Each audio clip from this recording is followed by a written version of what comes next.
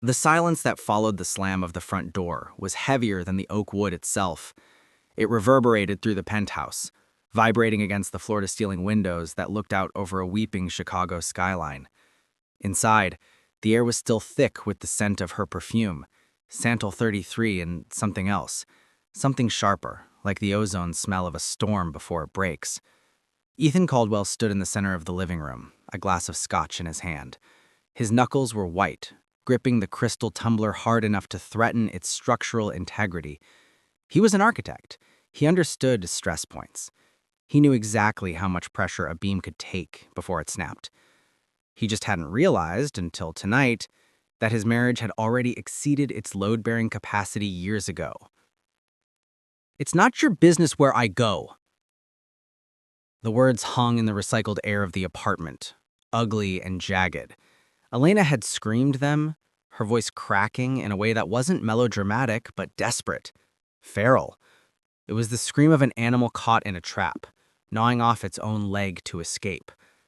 Ethan took a drink, the amber liquid burning a familiar path down his throat. He walked to the window, watching the red taillights of the cars far below blurring into streaks on the wet asphalt. Somewhere down there, in her white Mercedes, Elena was merging into that river of light, driving away from him. "It is my business," he whispered to the empty room, a belated retort that felt pathetic now that she was gone. "You're my wife." But was she? The argument had started over something trivial, a dinner reservation time. But like a brush fire in a drought, it had consumed everything in its path within minutes. It quickly pivoted to the way she guarded her phone like a nuclear launch code. The late nights she claimed were spent at the gallery, and the new lingerie he found in the laundry that he had never seen her wear. When he had blocked her path to the door, asking simply, "Elena, stop, just tell me who he is," she had exploded. She didn't deny it. That was the part that twisted the knife in his gut. She didn't cry, didn't plead innocence, didn't gaslight him with claims of paranoia. She just looked at him with eyes that were terrifyingly void of affection and screamed that declaration of independence. "It's not your business where I go." Ethan turned away from the window and paced the room. The apartment was a masterpiece of modern design. Italian leather sofas, abstract art that cost more than most people's tuition, smart home lighting systems that adjusted to the circadian rhythm. It was perfect. It was cold. It was a museum, where two strangers slept in a king-sized bed. He checked his watch, 10:43 p.m. Where would she go at this hour? To him? The thought made bile rise in his throat. He imagined a man, faceless, younger, perhaps someone with rougher hands and less rigid expectations than Ethan. Someone who didn't care about dinner reservations or tax brackets. "Let her go," he muttered, pouring another drink. "If she wants to leave, let her." He sat down on the sofa, the leather squeaking beneath him. He picked up his phone, his thumb hovering over her contact name. Elena, wife. He wanted to call her. He wanted to scream back. He wanted to beg her to come home. The conflicting impulses warred inside him, paralyzing him. He decided on a punishment of silence. He wouldn't call. He wouldn't text. He would sit here, in the dark, and when she inevitably returned, because she always returned, guilt-ridden and smelling of rain and regret, he would be waiting. He would make her explain. Ethan turned on the television, muting the volume. The flickering blue light cast ghostly shadows across the room. He watched the news anchor mouth words he couldn't hear, a silent pantomime of the world's disasters, while his own personal catastrophe unfolded in the quiet. Time stretched. The rain intensified, lashing against the glass like handfuls of gravel. 11:30 p.m. 12:15 a.m. 1 a.m. The anger began to cool, hardening into a dense, heavy anxiety. Usually she would have texted by now. A simple, "I'm sorry," or "I'm staying at Clara's." But the phone on the coffee table remained a black, lifeless slab. Ethan stood up and walked to the kitchen island. He saw something on the marble countertop that stopped him cold. It was her wedding ring. It sat there, Unassuming, a platinum band encrusted with diamonds that he had picked out 5 years ago in Antwerp. She had taken it off. She had left it behind. The air left his lungs. This wasn't a fight. This wasn't a dramatic exit for effect. Leaving the ring was a statement. It was a severance. He picked up the ring, the metal cold against his palm. He felt a sudden violent urge to throw it through the window, but instead he clenched his fist around it until the diamonds dug into his skin. He went back to the sofa, the silence of the apartment now feeling predatory. He checked his phone again. Nothing. He poured a third drink. He needed to numb the sharp edges of his thoughts. He told himself she was fine, she was punishing him. She was with the lover, laughing at Ethan's predictability. Ethan closed his eyes, leaning his head back. The exhaustion of the emotional brawl dragged him down. He didn't mean to sleep, he just wanted to rest his eyes for a moment, to stop the loop of her screaming face from playing in his mind. The rhythm of the rain acted as a hypnotic, dulling his senses. He drifted into a shallow, uneasy doze, the kind of sleep where the mind remains half awake, guarding the body against threats. He dreamed he was underwater. He was drowning, but he couldn't move his arms to swim. Above him, on the surface, he could see Elena looking down, her face distorted by the water, screaming something he couldn't hear. Bubbles escaped his lips. Bzzz. Bzzz. The sound ripped him from the water. Ethan jerked awake, his heart hammering against his ribs. The room was pitch black now, the storm outside having blotted out the city lights. The digital clock on the cable box glowed with malicious precision. 2:17 a.m.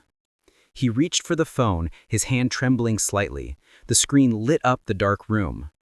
18 missed calls. From Elena, wife. Ethan stared at the number, 18. In the span of, he checked the log, 3 minutes. Fear, cold and absolute, washed over him, instantly sobering him up. 18 calls wasn't anger. 18 calls wasn't a drunk dial. 18 calls in 3 minutes was pure, unadulterated terror. The phone buzzed again in his hand. The 19th call. He slid his thumb across the screen and brought the phone to his ear. Elena. His voice was a croak. Elena, where are you? There was no answer, but the line wasn't dead. He could hear the rain. It sounded loud, impossibly loud, like it was inside the phone. And under the rain, he heard a sound that made his blood freeze. It was the sound of jagged breathing, wet, gurgling breaths. And then a voice, not Elena's. Oh God, a man whispered in the background, his voice shaking with a cowardly panic. Oh God, I have to go. Who is this? Ethan roared, standing up, the glass of scotch knocked over, forgotten. Elena, he shouted into the void. But the man didn't answer. There was a sound of a car door slamming, footsteps running away through splashing puddles, and then nothing but the relentless, deafening sound of rain falling on hollow metal. Elena, Ethan whispered. Only the storm answered. Ethan screamed her name one last time, but the connection had already severed. The line didn't just go dead, it dissolved into a sterile digital silence that felt infinitely colder than the storm raging outside. He stared at the screen, his thumb hovering over the redial icon, pressing it violently. Ring, ring, ring. You've reached the voicemail of Elena Caldwell. Please leave a message. Her voice on the recording was bright, professional, curated. A ghost of the woman she used to be before the silence between them had grown so thick it choked them both. Ethan threw the phone onto the sofa cushion and raked his hands through his hair. His heart was beating a frantic, irregular rhythm against his ribs, a bird trying to batter its way out of a cage. The architect in him, the part that calculated load paths and structural integrity, tried to take over, desperately seeking logic in the chaos. Fact. She called 18 times. Fact. There was a man who has panicked. Fact. The man ran away. The conclusion was a terrifying architectural collapse. Elena was hurt, she was with her lover, and she had been abandoned. He didn't scramble for his coat. He moved with the terrifying, precise efficiency of a man in shock. He grabbed his keys from the bowl, he grabbed his wallet, he grabbed the phone again. Think, he hissed to himself, think, damn it. Where did she go? He remembered the app. 6 months ago, during a period he now refers to as the Cold War, paranoia had gotten the better of him. He had installed a tracking app on both their phones under the guise of safety. In case we get carjacked, he had lied. Elena had looked at him with those sad, knowing eyes, but she had accepted it. She always accepted his control, until tonight. He opened the app. The map of Chicago loaded, a grid of gray veins pulsing with digital life. A blue dot represented him, safe, warm, pathetic in his penthouse. A red dot represented Elena.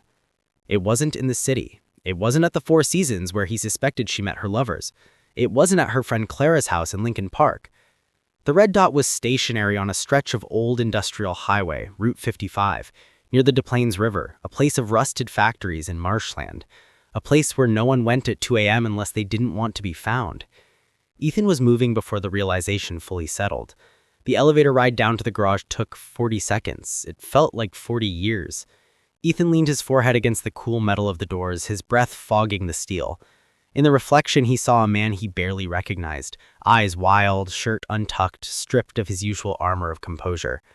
As the numbers ticked down, 20, 19, 18, his mind flashed back to 3 weeks ago, the gala at the Art Institute. Alina had worn a backless emerald dress. She looked stunning, ethereal. But throughout the night, Ethan had watched her from across the room. She wasn't looking at the art, she was checking her phone. A small secret smile played on her lips, a smile he hadn't been on the receiving end of in years. When he had approached her, sliding a small possessive hand onto the small of her back, she had flinched. Just a micro-movement, a subtle tightening of her muscles as if his touch was a violation. "Who are you smiling at?" he'd asked, masking his jealousy with a tight grin. "Just a meme Clara sent," she lied. He knew it was a lie because Clara was standing 10 feet away, holding a champagne flute and talking to a donor. Ding! The elevator doors slid open, spilling him into the cold concrete expanse of the parking garage. The air smelled of gasoline and damp dust. Ethan sprinted to his Audi Q8. He unlocked it, the chirping sound echoing loudly in the cavernous space. He threw himself into the driver's seat and ignited the engine. The dashboard lit up, a cockpit of modern luxury that felt suddenly like a prison. He peeled out of the garage, the tires screeching against the polished concrete, and burst out into the night. The storm hit the windshield instantly. It wasn't just rain, it was a deluge, a curtain of water that turned the world into a blur of distorted neon and darkness. The windshield wipers thrashed back and forth, fighting a losing battle. Ethan gripped the steering wheel until his knuckles ached. He merged onto the highway, ignoring the speed limit. The GPS voice was calm, detached. Merge left onto I-55 South. As the city skyline receded in his rearview mirror, a glowing fortress of safety he was leaving behind, the anger returned, mixing with the fear. Who was he? The voice on the phone had been young, terrified. "Oh God, I can't. I have to go." Cowardice. That was the defining trait of the man Elena had chosen over him.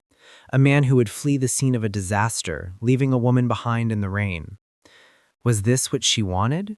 Was this the excitement she craved? Ethan pressed the accelerator. The speedometer climbed past 90 miles per hour. The car hydroplaned slightly, a momentary loss of friction that sent a jolt of adrenaline through his spine, but he corrected it with muscle memory. He thought about the argument earlier that evening. "You treat me like an employee, Ethan, like a project you're managing." Was she right? He looked at the passenger seat, empty and shadowed. He remembered the first year of their marriage, the way they used to drive nowhere in particular, hands clasped over the center console, talking about the future. He had promised to build her a house by the lake, a sanctuary. Instead, he had built her a cage of expectations. He critiqued her clothes, her friends, her hobbies. He had molded her into the perfect wife for a top-tier architect, sanding down her rough edges until there was nothing left for her to hold on to. And so she had reached out for someone else. In 2 miles, take the exit. The landscape had changed. The skyscrapers were gone, replaced by the skeletal silhouettes of power lines and the dark looming shapes of warehouses. This was the industrial corridor, the underbelly of the city. Ethan checked the phone mounted on the dash. The red dot was close. He took the exit, the tires splashing through deep puddles. The streetlights here were sparse, casting pools of sickly yellow light on the wet pavement. The road narrowed. The rain hammered the roof of the car, a deafening drum roll. Your destination is on the right. Ethan slowed. His headlights cut through the darkness, illuminating the swaying tall grass and the rusted guardrail that ran along the edge of the embankment. There was nothing there. No car? No Elena? No, Ethan whispered. The GPS said. He stopped the car in the middle of the road. He grabbed his phone. The dot was right here, right where he was standing. He rolled down the window. The wind and rain assaulted him, instantly soaking his shirt. He squinted into the darkness, looking for the white Mercedes. "Elena!" he screamed over the roar of the storm. Then he saw it. It wasn't on the road. 30 yards ahead, the guardrail was twisted, sheared metal bending outward toward the dark void of the ravine below. Skid marks, black and violent, scarred the wet asphalt leading directly off the edge. Ethan's breath hitched in his throat. The world seemed to tilt on its axis. He didn't bother closing the car door. He ran. He ran toward the broken rail, his expensive Italian loafers slipping on the mud and oil. He reached the edge and looked down. Flashlights were useless in this downpour, but a bolt of lightning illuminated the scene for a split second, searing the image into his retinas forever. Down in the ravine, half submerged in the swollen, rushing water of the drainage creek, lay the white Mercedes. It was crumpled like a piece of paper, resting on its side. The headlights were smashed, but the interior light was flickering, a weak, rhythmic pulse in the dark, like a heartbeat.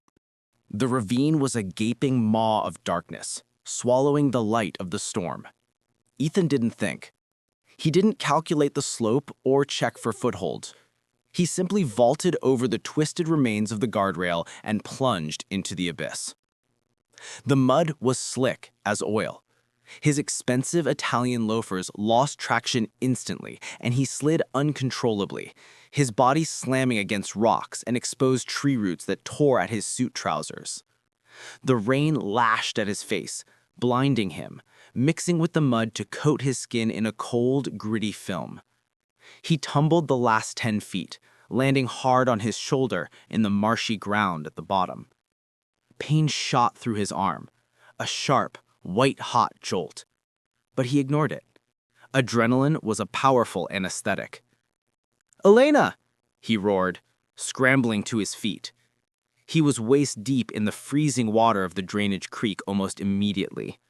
The smell of gasoline was overpowering here, choking the air, sharper than the smell of the swamp. The white Mercedes lay on its side like a wounded beast, half submerged in the murky current. The front end was decimated, crumpled inward around a concrete drainage pipe. Steam hissed from the shattered radiator, rising like ghosts in the rain. Ethan waded toward the car, the water dragging at his legs. The driver's side, Elena's side, was facing up, exposed to the sky. He reached the vehicle and clawed his way up the slippery chassis, grabbing the rim of the doorframe. He peered through the shattered window. The interior light flickered again, illuminating the chaos inside. The airbags had deployed, deflated white balloons now stained with crimson. And there she was.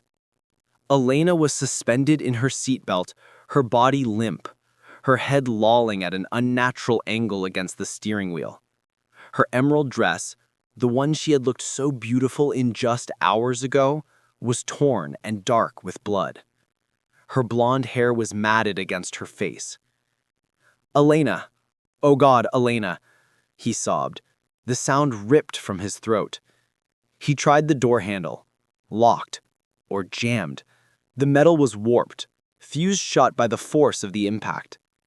He pounded on the glass with his fist, but it was already spiderwebbed and held together by the safety laminate. He needed to get in. He needed to touch her, to confirm she was still warm. He looked around frantically. He spotted a heavy rock on the bank of the creek. He slid down the car, splashed through the water, grabbed the jagged stone with both hands, and scrambled back up. Smash! The safety glass crumbled. Ethan cleared the shards with his bare hands, not feeling the cuts as the glass sliced his palms. He reached inside, unlocking the door manually, and heaved it open. It groaned in protest, metal screeching against metal, but it gave way. He leaned into the cabin, the smell of copper and expensive leather assaulting him. "Elena, baby, can you hear me?" He reached out, his trembling fingers finding the pulse point on her neck. For a second, he felt nothing but rain and cold skin. His own heart stopped. Then, a flutter. Weak. Thready. But there. She was alive. "I've got you," he whispered, tears mixing with the rain on his face. "I'm here." He moved to unbuckle her seatbelt, but then he froze. His eyes adjusted to the dim light of the cabin. He looked past Elena, toward the passenger seat. The passenger door was pushed open, swinging slightly in the wind. The passenger airbag had also deployed, smeared with blood, but the seat was empty. Ethan stared at the empty seat. The glove compartment was open, papers were scattered everywhere, and on the floor mat, rapidly soaking up the rainwater pooling in the cabin, lay a man's sneaker, a white, trendy high top. One shoe. The realization hit Ethan with the force of a physical blow. She hadn't been alone. The voice on the phone. "I have to go." The bastard hadn't just been at the scene, he had been in the car. He had been sitting right next to her when they crashed, and while Elena lay trapped and bleeding, calling her husband 18 times in a panic, this man, this Julian, had climbed out, perhaps stepping on her to get free, and had run away into the night. Rage, pure and molten, surged through Ethan, momentarily eclipsing the fear. He looked at the footprint on the dashboard where the man had kicked the door open. He left her to die. A groan from Elena snapped his focus back. Her eyelids fluttered. She let out a low, pained whimper. "Ethan?" Her voice was barely a whisper, a bubble of blood forming on her lips. "I'm here, Elle. I'm right here," Ethan said, his voice breaking. He cupped her face, terrified to move her spine, but needing to comfort her. Her eyes opened, unfocused and dilated. She looked at him, but he wasn't sure she truly saw him. She looked past him, toward the empty passenger seat. He wouldn't, she rasped, tears leaking from the corners of her eyes. "He wouldn't help me." The confession hung between them, more damaging than the crash itself. "Shh, don't talk," Ethan said, his jaw clenching. "I'm calling 911. You're going to be okay." "I called you," she whispered, a desperate, frantic loop. "I called you. I called you." "I know," I answered. "I'm here now." "He took—" Ethan coughed, her body seizing up in pain. "He took the bag." Ethan frowned. "What?" "The bag," she gasped, her hand flailing weakly toward the back seat. "Don't let him have it." Ethan glanced into the back. The rear of the car was a mess of debris, but tucked under the driver's seat, half hidden, was a silver briefcase. Not a purse. A briefcase. Ethan didn't know this briefcase. He knew every bag she owned. He bought most of them. This was utilitarian, heavy, locked. Sirens began to wail in the distance, a rising cacophony cutting through the storm. Help was coming. Ethan looked back at his wife. She was fading again, her energy spent. "Ethan, who was he?" Ethan asked, the question escaping him before he could stop it. "Who was Julian?" She looked at him with a clarity that was sudden and terrifying. "Julian isn't who you think." Her eyes rolled back, her head lolling forward. "Ethan, stay with me!" But she was gone, slipping into unconsciousness just as the blue and red lights of the emergency vehicles began to dance on the canyon walls above them. Ethan sat there in the ruin of the car, the rain soaking him to the bone, holding his unconscious, cheating wife. He looked at the empty passenger seat, the single shoe, and the mysterious silver briefcase in the back. This wasn't just an affair. An affair was messy, emotional, human. This was something else. Ethan reached back and grabbed the handle of the silver briefcase. It was heavy. He didn't know why, but instinct, a primal urge to protect whatever secret Elena had died trying to keep or expose, made him pull it out. As the first firefighter appeared at the top of the ravine, shouting down with a flashlight beam cutting the dark, Ethan made a choice. He slid the briefcase out of the car and shoved it deep into the tall marsh grass behind him, hiding it in the mud. "We're down here!" Ethan screamed up at the light. "Hurry!" The fluorescent lights of Northwestern Memorial Hospital were a violent assault on the senses. They buzzed with a low electrical hum that drilled directly into Ethan's skull, amplifying the migraine that had begun to throb behind his eyes. Ethan sat in a plastic chair in the private waiting area reserved for families of trauma victims. He was a jarring anomaly in the sterile white hallway. His bespoke suit, usually the armor of a man in control, was ruined, caked in drying mud, torn at the knees, and stiff with the filth of the drainage creek. He smelled of swamp water, gasoline, and old blood. Nurses passed by, casting pitying glances his way. They saw a devoted husband who had crawled through hell to save his wife. They didn't see the accomplice. Ethan looked down at his hands. He'd scrubbed them in the bathroom sink for 10 minutes, watching the brown water swirl down the drain, but he could still feel the phantom weight of the silver briefcase he had shoved into the marsh grass. Why had he hidden it? It was a question that had been looping in his mind for the last 2 hours. He was a man of law and order. He believed in structures, in blueprints, in transparency. Yet in that split second when the lights of the fire truck had crested the hill, instinct had overridden morality. He had protected Elena. Or perhaps he had simply wanted to possess her secrets before the world did. "Mr. Caldwell?" Ethan looked up. Standing in the doorway was a man in a rumpled raincoat that looked like it had seen as much weather as Ethan's suit. He held a styrofoam cup of coffee and wore the tired, cynical expression of a Chicago detective working the graveyard shift. "I'm Detective Miller," the man said, stepping into the room. He didn't offer a hand to shake, likely noting the grime still embedded under Ethan's fingernails. "I'm handling the investigation into your wife's accident." Ethan stood up, his joints popping. Is there news from surgery?" "Not yet. The doctors are still working on the internal bleeding. They said it's touch and go, but she's fighting." Miller took a sip of coffee, his eyes scanning Ethan with professional detachment. "I need to ask you a few questions, Mr. Caldwell, while the memory is fresh." Ethan nodded slowly, sinking back into the chair. "Go ahead." "You tracked her phone to the location. That's how you found her." "Yes, we share locations, for safety."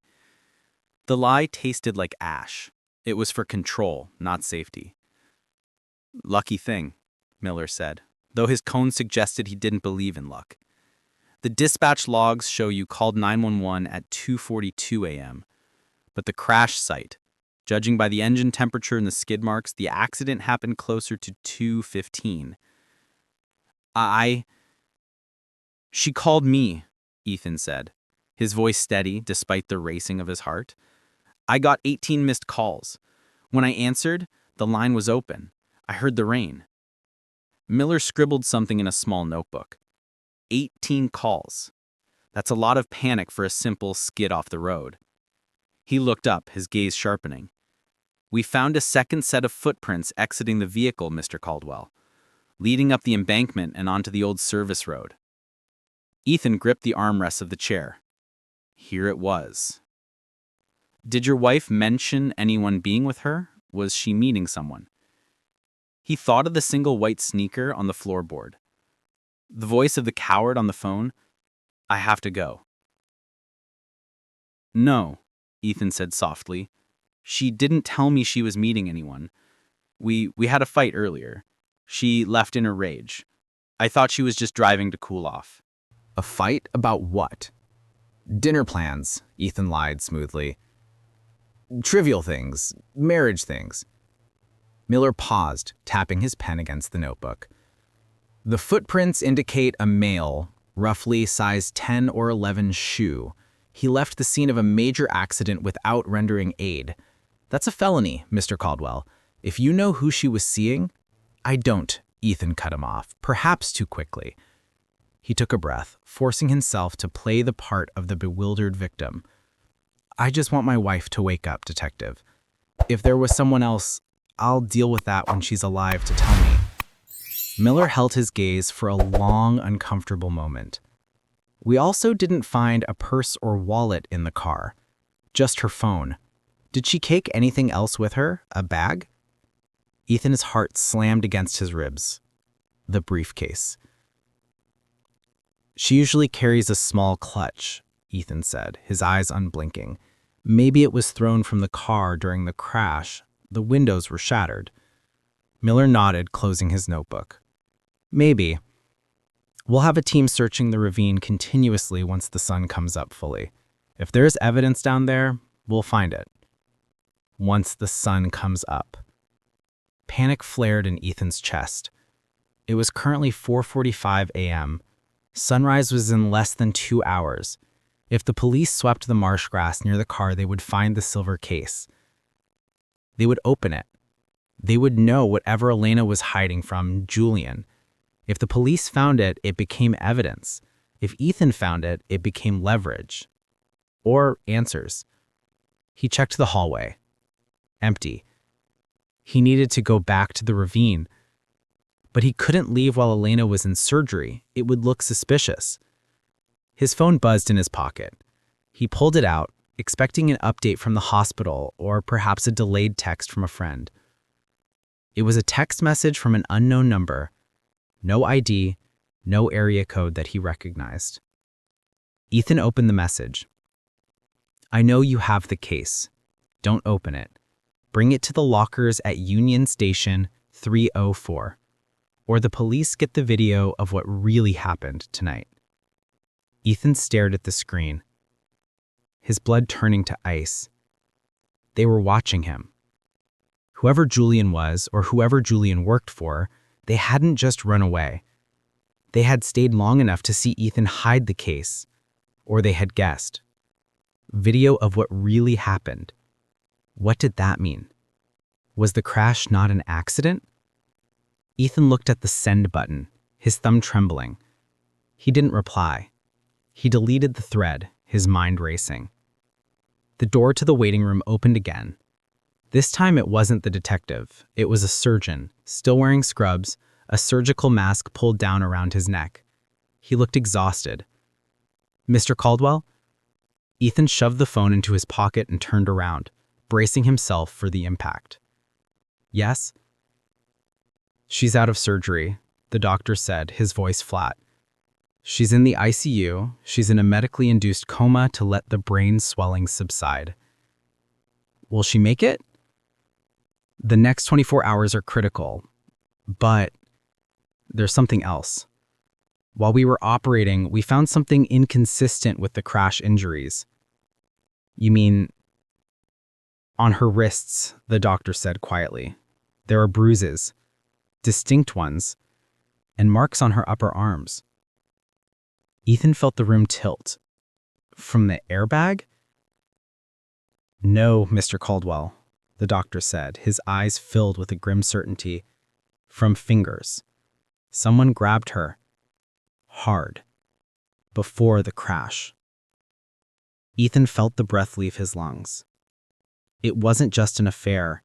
It wasn't just a joyride gone wrong. She'd been fighting for her life before the car ever went off the road. Can I see her? Ethan asked, his voice hollow. Briefly. She won't hear you. I need to see her. As Ethan followed the doctor down the long, sterile corridor toward the ICU, his hand tightened around the phone in his pocket. The deadline was set. The sun was rising. The police were searching, and somewhere in the city, a man with a size 10 shoe was waiting for a briefcase that Ethan had buried in the mud. He wasn't just a husband anymore. He was a player in a game he didn't understand, and the only person who knew the rules was lying in a coma behind door 3. The automatic doors of the hospital slid open, and the cold Chicago air hit Ethan like a physical slap, sobering him instantly. The rain had stopped, leaving behind a damp, heavy mist that clung to the streetlights. It was the witching hour of the morning, 5:15 a.m., when the city was suspended in a gray limbo between night and dawn. Ethan didn't go to his car immediately. He walked around the corner, out of sight of the hospital security cameras, and leaned against a brick wall, his chest heaving. He was insane. He knew it. He was a partner at Caldwell and Associates. He designed libraries and museums. He didn't tamper with crime scenes. He didn't negotiate with blackmailers. But the image of the bruises on Alina's wrists flashed in his mind. Someone grabbed her. And the text message, video of what really happened. If he left that briefcase in the mud, the police would find it at first light. They would open it. Whatever was inside would become public record. If it was drugs, money, or something worse, Elena would be painted as a criminal before she even woke up to defend herself. And if the blackmailer didn't get what they wanted, they would release this video. Ethan was trapped. The only way out was through the mud. He hailed a cab instead of taking his Audi. The Q8 was too conspicuous, and he couldn't risk it being spotted near the crash site again so soon. Des Plaines River Road, Ethan told the driver, keeping his face turned away from the rearview mirror. Drop me off at the old cement factory. The driver raised an eyebrow but didn't ask questions. In Chicago, you didn't ask why a man in a ruined suit wanted to go to an industrial wasteland at 5 a.m. 20 minutes later, Ethan stood at the edge of the perimeter. The scene looked different from above. The police had set up floodlights on the highway's shoulder, bathing the crash site in a harsh artificial daylight. 2 cruisers were parked with their lights flashing silently. He could see uniformed officers moving around the guardrail, drinking coffee, waiting for the sun and the forensics team. They hadn't gone down into the ravine yet, not fully. It was too steep, too muddy, and too dangerous in the dark. They were waiting for the specialized climbing gear or a winch truck. Ethan checked his watch. 5:45 a.m. The sky to the east was bruising purple. He had maybe 30 minutes before the sun broke the horizon, and the search began in earnest. He couldn't go down the way he had fallen. They would see him. Ethan closed his eyes and visualized the topography. He didn't see dirt and grass. He saw elevation grades and drainage infrastructure. He remembered the crash site. The car was wrapped around a concrete culvert. That culvert was part of the old runoff system for the factory behind him. If the pipe wasn't blocked, it was a tunnel that led directly to the car. Ethan turned his back on the police lights and ran toward the abandoned factory. He climbed a chain-link fence, the rest scraping his palms, and dropped into the overgrown lot. He found the mouth of the drainage pipe near the riverbank. It was 5 feet wide, choked with dead leaves and smelling of rot, but dry enough to crawl through. He took a breath, pulled his suit jacket over his head to protect himself from the filth, and stepped inside. The darkness was absolute. He moved by feel, his hands sliding against the cold, slimy concrete. The sound of his own breathing was deafening in the confined space. He crawled for what felt like miles, his knees scraping raw against the rough surface. Then he saw it, a faint, jagged beam of light ahead. The pipe had cracked open where the Mercedes had impacted it. Ethan slowed down. He crept toward the opening. Through the fissure in the concrete, he could see the undercarriage of his wife's car, twisted and smoking. He was directly underneath the wreck. He pushed himself through the gap, sliding out into the tall marsh grass, hidden in the shadow of the vehicle. He was 10 feet below the road. Above him, he could hear the voices of the cops. Truck's ETA is 20 minutes. Mess of a night. Rich lady, fast car. Yeah, did you see the shoe? Weird. Ethan held his breath. He scanned the mud where he had been hours ago. The tall grass was flattened where he had landed. And there, just a few feet away, barely visible under a layer of muck, was the metallic glint of the handle. The briefcase. He army crawled toward it, the cold mud seeping through his shirt, chilling his skin. He reached out, his fingers brushing the cold aluminum. Snap. A twig broke under his weight. "Did you hear that?" a voice called out from above. Ethan froze, his hand clamped around the briefcase handle. A flashlight beam swept down the ravine, cutting through the mist. It danced over the car, over the smashed windshield, and then swung toward the grass. Ethan pressed his face into the mud, pulling the briefcase under his body. The light passed over him once, twice. It lingered on a patch of flattened grass to his left. "Probably a raccoon," another voice said dismissively. "Place is crawling with them." "Yeah, or a coyote." The light turned off. Ethan didn't exhale. He waited 10 seconds, 20. Then, slowly, he began to drag himself backward, pulling the heavy case with him. He retreated into the broken concrete pipe, the darkness swallowing him whole. Only when he was 50 feet back inside the tunnel did he stop. He sat in the dark, shaking uncontrollably. He had it. He pulled out his phone and used the screen's dim light to examine the prize. It was a Halliburton Zero aluminum briefcase, old school, indestructible. It was locked with a keypad combination. "Don't open it," the text had said. Ethan stared at the lock. He could smash it. He could pry it open. He should know what he was handing over. But the threat was specific. Video of what really happened. If he opened it and triggered some kind of tamper mechanism, or if he was late to the drop, he lost his leverage. He lost Elena's reputation. He checked the time. 6:10 a.m. He had to get to Union Station. He crawled back out of the pipe, emerging near the riverbank as the sun finally crested the horizon, painting the sky in blood orange. He looked like a creature from the lagoon, covered in slime, clutching a silver case. He wiped the mud from the case with his sleeve, tucked it under his arm, and began the long walk to the nearest gas station to call a ride. He was no longer just an architect. He was a bagman. And he was about to meet the person who had left his wife to die. Union Station, 6:55 a.m. The great hall was cavernous and echoing, filled with the morning rush of commuters. He felt exposed. He had cleaned up as best he could in the station bathroom, washing the mud from his face and discarding his ruined jacket, but his shirt was stained and his trousers were wet. He looked like a drunk businessman coming off a bender. He walked toward the old luggage lockers, a relic of the past that he was surprised still existed. Locker 304. He stood in front of it. He held the briefcase tight. "I'm here," he whispered, though he didn't know who he was talking to. He looked around. A janitor mopping the floor, a woman eating a bagel, a man reading a newspaper on a bench. Was it one of them? His phone buzzed. "Put the case in. Close the door. The code is 6690. Walk away. Do not turn around." Ethan hesitated. Everything in him screamed to fight, to wait and see who came to pick it up, to beat the truth out of them. But he was an architect. He knew that if you removed a load-bearing wall without a support beam, the house collapsed.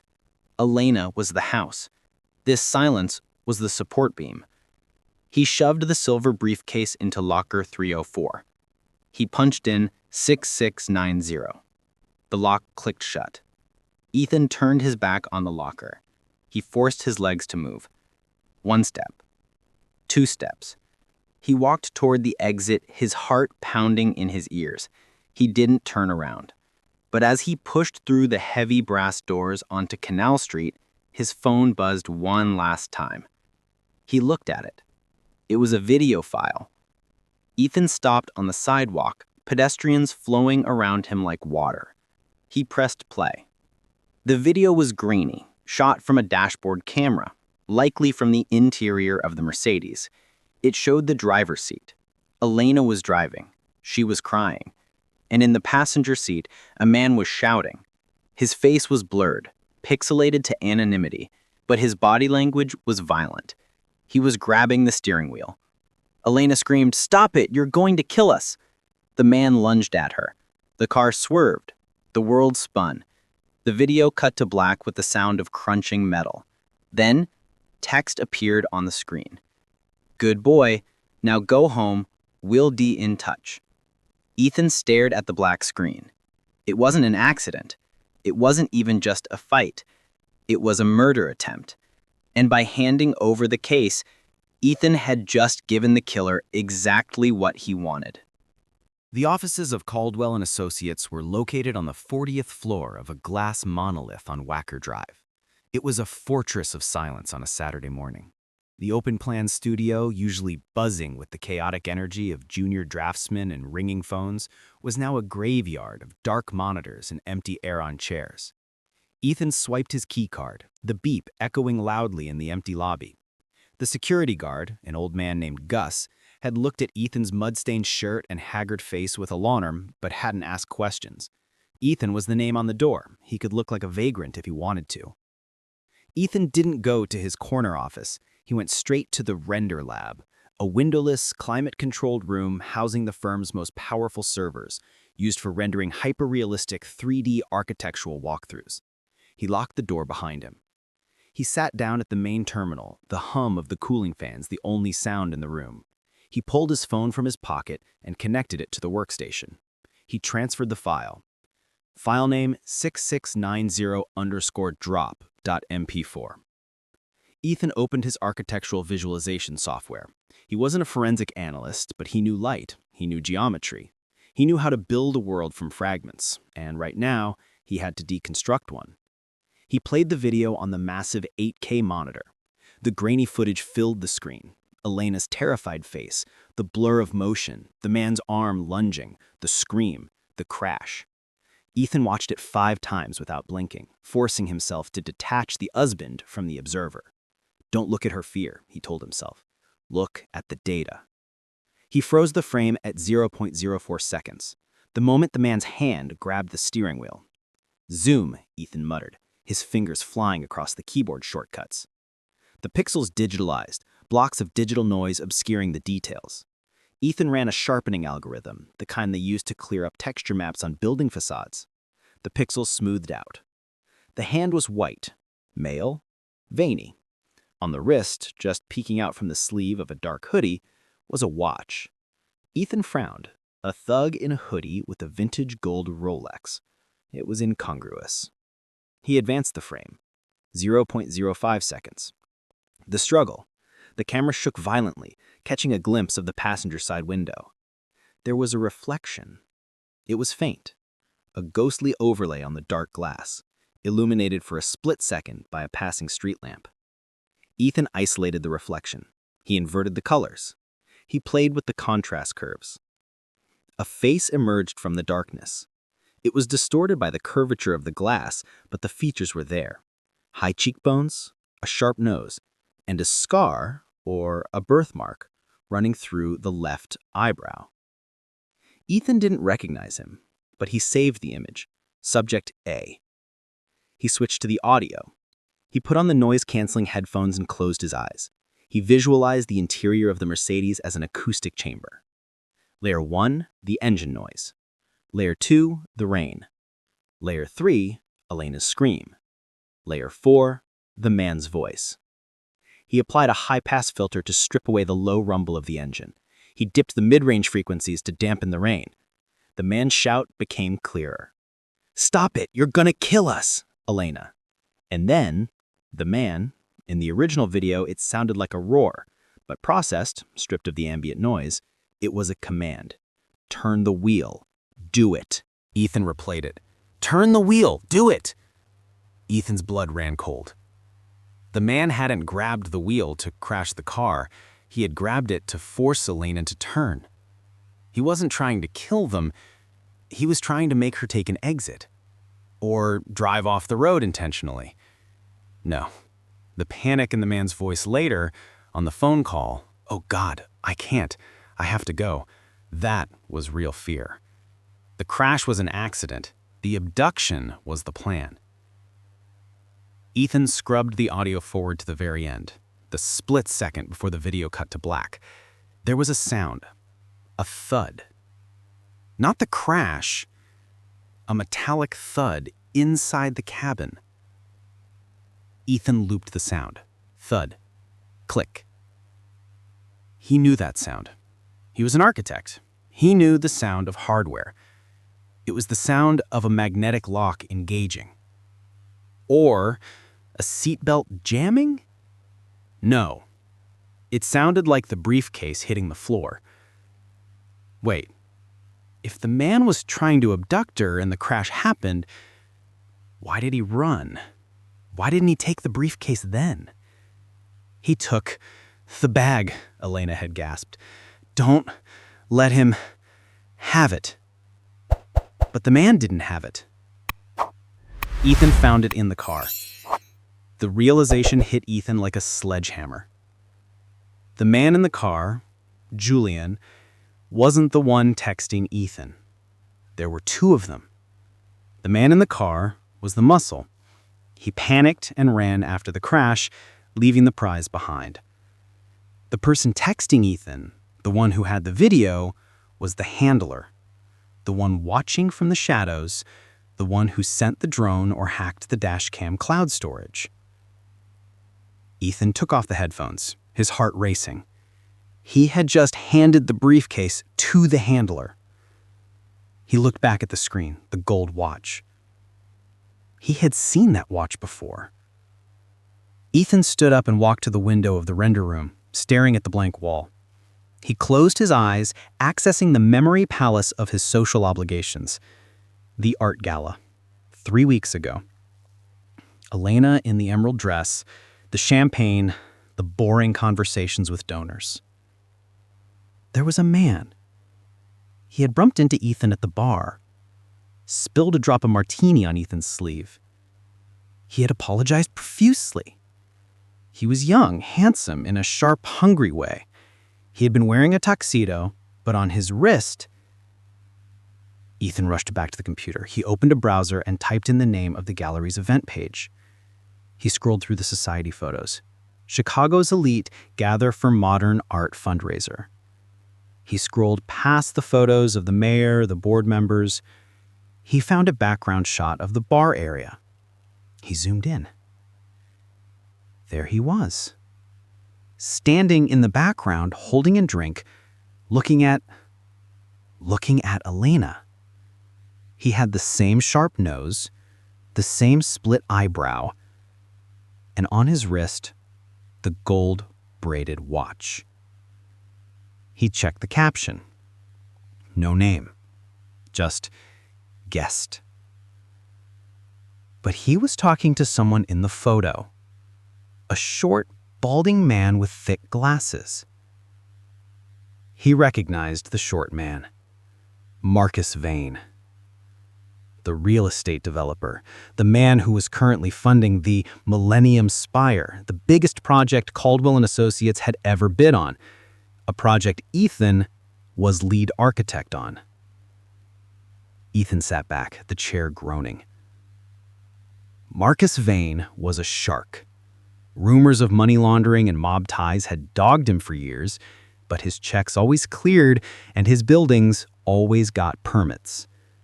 If the man in the car worked for Vane, and Elena had a briefcase that Vane wanted, what the hell had his wife gotten herself into? Ethan grabbed his phone.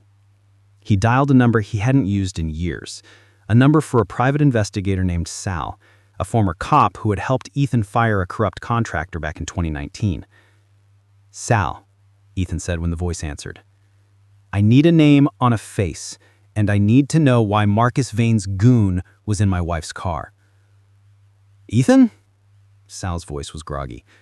It's Saturday morning. You okay? No, Ethan said, looking at the freeze frame of the man's terrified face. I'm not.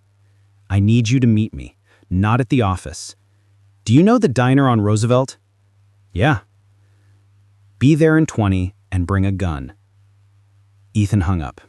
He ejected the phone, deleted the video file from the server, and did a secure wipe of the temporary folder. He walked out of the render lab. He wasn't just an architect anymore. He was a man who had just realized the foundation of his life was built on a graveyard, and he was going to dig it up brick by brick. The Red Line Diner on Roosevelt Road was a relic of a bygone Chicago, a place of chrome, vinyl, and grease that smelled perpetually of burnt coffee and bacon. It was the kind of place where cops and criminals ate in adjacent booths, ignoring each other by mutual agreement.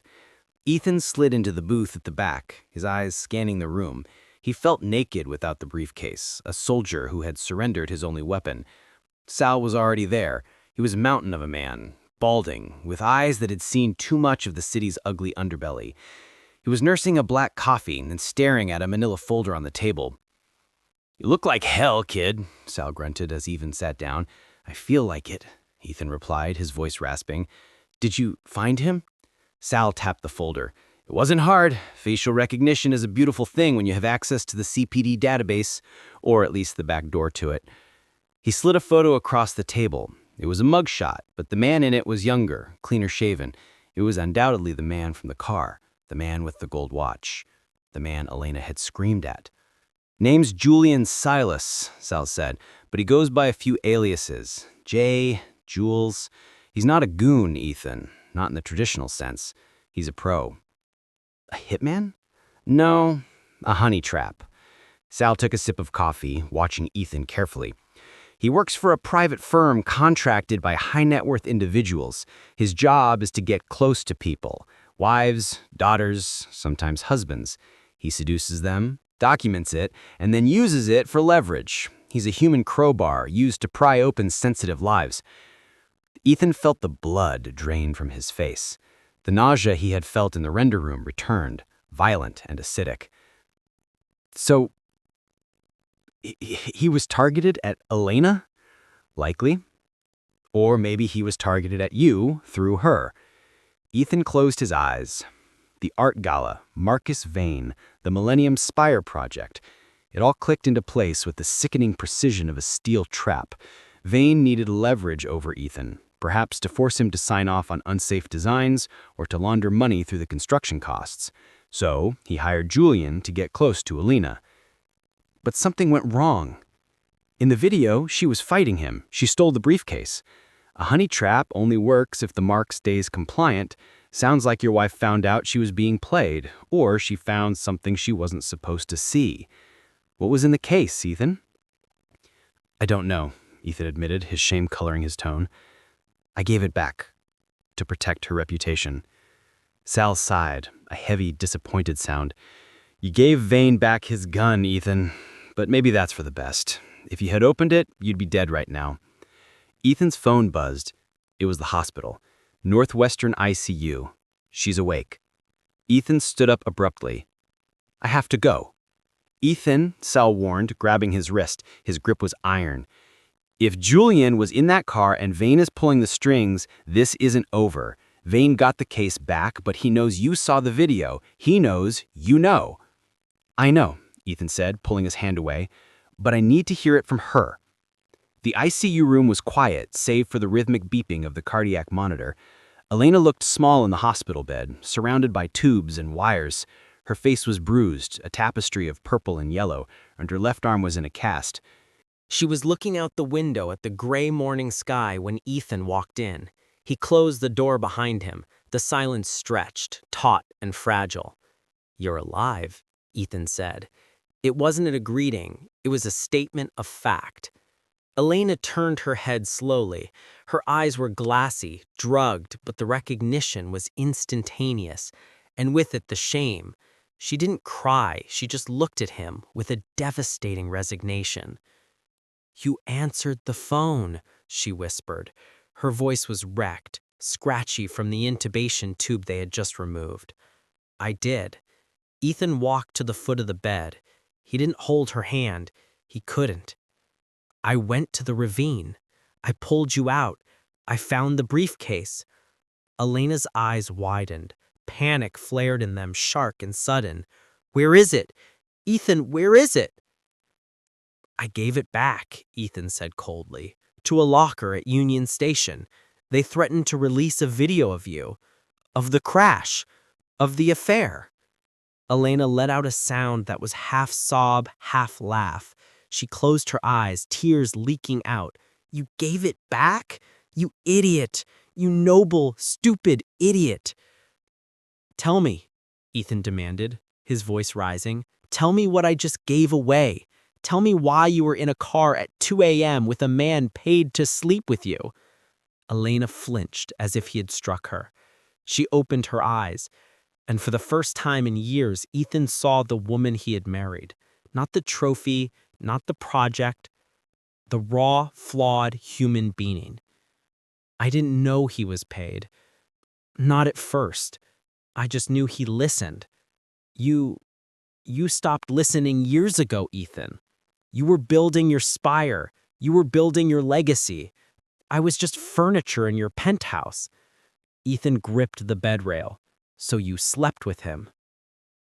Yes, I slept with him. It made me feel alive. It made me feel like I existed. She took a shuddering breath. But then, 3 days ago, I saw his phone.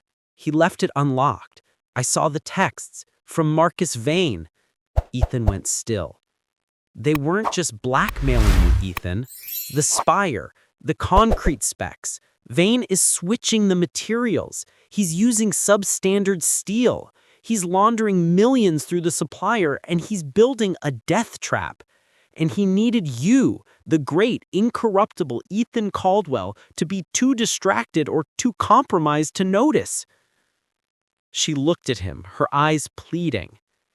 That briefcase, it wasn't money. It was the original ledger. It was the proof that the materials don't match your blueprints. I stole it from Julian tonight. I told him I was leaving him, but I took the bag when he wasn't looking. He realized it halfway down the highway. That's why he grabbed the wheel. He wasn't trying to kidnap me, Ethan. He was trying to kill us both to bury the evidence.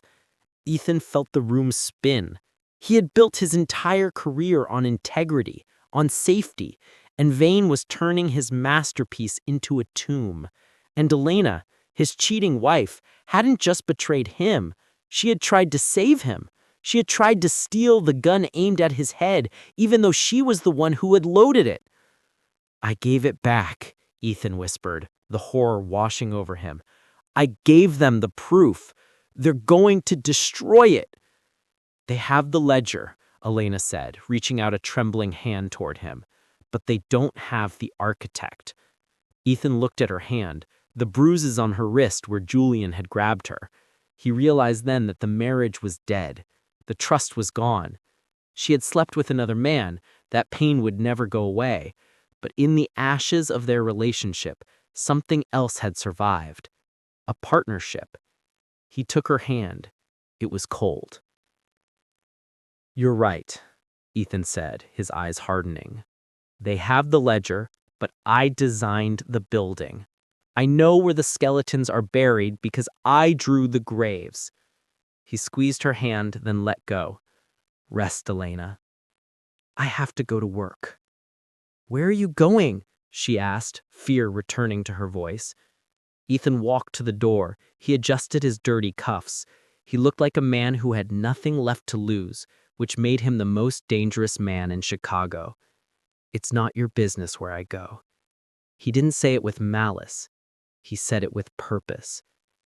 He walked out of the ICU, leaving his wife alone with the consequences of her choices, while he went to face the consequences of his own. The sun was fully up now. The city was awake, and Ethan Caldwell was going to bring the Millennium Spire down. The Millennium Spire was a jagged tooth of steel and concrete piercing the gray Chicago sky. At 60 stories, it was only half finished, a skeleton waiting for its skin. The wind off Lake Michigan screamed through the open girders, a mournful, hollow sound that chilled the bone. Ethan Caldwell stood on the 40th floor, the wind whipping his ruined suit jacket around him. He wasn't wearing a hard hat. He wasn't wearing a safety vest. He was standing at the edge of the slab, looking down at the city that looked like a circuit board from this height. He checked his watch. 10 a.m. The construction elevator whined, climbing the external hoist. The metal gate rattled open, and 3 men stepped out onto the concrete deck. Marcus Vane led the pack. He looked exactly as he had in the gala photos, impeccably dressed in cashmere, his thick glasses catching the flat light. Behind him was Julian, the man from the car, the man with the gold watch, and a third man, a silent bodyguard. Vane stopped 10 feet from Ethan, smiling a smile that didn't reach his eyes. He held up the silver briefcase. "You're a smart man, Ethan," Vane shouted over the wind. "You made the right choice. The video's deleted. Your wife's reputation is safe. We're done here." Julian smirked, leaning against a steel column, looking at Ethan with open contempt. He looked unharmed, unlike the woman he had left to die in the ravine. Ethan turned slowly from the edge. He didn't look at the briefcase. He looked at the column Julian was leaning on. "Do you know what spalling is, Marcus?" Ethan asked, his voice calm, carried by the wind. Vane frowned. "What?" "Spalling," Ethan repeated, walking toward a structural pillar. He ran his hand over the rough concrete surface. "It's when concrete breaks apart because the steel reinforcement inside is rusting or expanding. Or, in this case, because the rebar you used is grade 40 scrap metal instead of grade 60 I specified." Vane's smile vanished. "I don't know what you're talking about." "Elena told me." Ethan set his eyes locking onto Vane's. "She told me about the ledger in the briefcase, the proof that you've been swapping materials, laundering the difference." Vane laughed, a harsh, barking sound. "Elena is a pill-popping adulteress who just survived a brain injury, and I have the ledger, Ethan. I have the proof. You have nothing." "I have the building," Ethan said softly.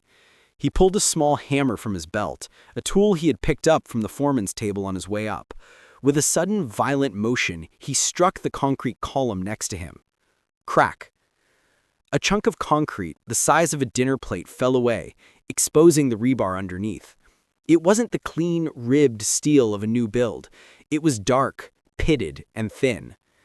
"I am the architect of record, Marcus," Ethan said, his voice rising. "I don't need a ledger to prove this building is a death trap. I just need to make a phone call to the Department of Buildings and request an emergency core sample audit. I can condemn this tower by noon." Vane's face went pale. Julian straightened up, sensing the shift in power. "If you do that," Vane hissed, "I release the video. Your wife goes to prison for reckless driving. You become the laughingstock of Chicago, the cuckold who couldn't satisfy his wife." Ethan took a step forward, invading Vane's personal space. "Go ahead," Ethan said. The silence that followed was absolute. Vane blinked, confused. "Release it," Ethan challenged. "Let the world see my wife fighting for her life against your hired thug. Let them investigate why a man on your payroll was in her car. And while you're doing that, I'll be giving interviews to the Tribune about how the Millennium Spire is going to collapse within 5 years if it's finished." Ethan looked at Julian. "And you left her there. You think the police won't cut a deal with me? I give them the building fraud, they give me the man who attempted vehicular manslaughter." Julian looked at Vane, panic flickering in his eyes. The handler had lost control of the asset. Vane stared at Ethan, calculating. He realized with dawning horror that he had misjudged the man. He thought he was dealing with a husband trying to save a marriage. He didn't realize he was dealing with a man who had already accepted that the marriage was over. "What do you want?" Vane asked quietly. "I want you off my site. I want your resignation from the development board by the end of the day. I want this building stripped down to the foundation and rebuilt with the correct materials on your dime. And I want him," Ethan pointed at Julian, "on a bus out of Chicago. If I ever see his face again, I make the call." Vane gripped the handle of the briefcase until his knuckles turned white. He looked at the exposed, rotting steel of his billion-dollar investment. He looked at the cold determination in Ethan's eyes. "Fine," Vane spat. He turned to Julian. "Let's go." They retreated to the elevator, the metal gate clanging shut like a prison cell. Ethan stood alone on the 40th floor. He didn't feel triumph. He felt hollow. He looked at the exposed rebar one last time, then dropped the hammer. It fell over the edge, tumbling silently into the void. 3 weeks later. The penthouse was quiet. The boxes were packed. Ethan stood in the living room, the space echoing without the furniture. The art was gone. The expensive rugs were rolled up. It looked like it had before they moved in, a perfect empty glass box. Elena sat on the only remaining chair near the window. Her cast was off, but her arm was still in a sling. The bruises on her face had faded to faint yellow shadows. "You're really leaving the firm?" Elena asked. Her voice was softer now, stripped of the anger that had defined their last year together. "I can't build there anymore," Ethan said, taping up a box of books. "I'm starting my own studio. Small scale. Residential. Something honest." "And the apartment?" "It's yours, if you want it. Or sell it, I don't care." Elena looked down at her hands. "Ethan, I..." She stopped, struggling with the words. "Thank you. For coming for me. For saving me." Ethan stopped taping. He looked at her. He remembered the way she had looked in the wreckage, bleeding and terrified. He remembered the rage he felt when he saw the video. He still loved her. He knew that. But he also remembered the text messages on her phone, the way she had looked at Julian in the photos, the scream. "It's not your business." Love wasn't enough to fix a foundation that had been cracked for years. "I couldn't let you die, Elle," he said simply. "We could try," she whispered, tears welling up. "We could try again. No secrets this time." Ethan walked over to her. He placed a hand on her shoulder. It was a gesture of comfort, not possession. "We can't," he said gently. "The structure is compromised. If we try to rebuild on top of this, it'll just collapse again. You were right that night." "Right about what?" "I treated you like a project. Something to be fixed. Something to be managed." Ethan withdrew his hand. "You need to be free to make your own mistakes. And I need to find a way to live without controlling the outcome." He picked up his coat and his final box. He walked to the door. "Where will you go?" Elena asked, her voice trembling. "Will you stay in Chicago? Will you go to New York?" Ethan opened the door. He looked back at her one last time. She looked beautiful, sad, and finally safe. He smiled, a genuine, weary smile. "It's not your business where I go." He stepped out into the hallway and closed the door. Ethan Calwin walked to the elevator, pressed the button for the lobby, and for the first time in his life, he didn't know what the plan was. He watched the numbers tick down, feeling the weight of the world lifting off his shoulders with every passing floor. The rain had stopped. The sky was clear.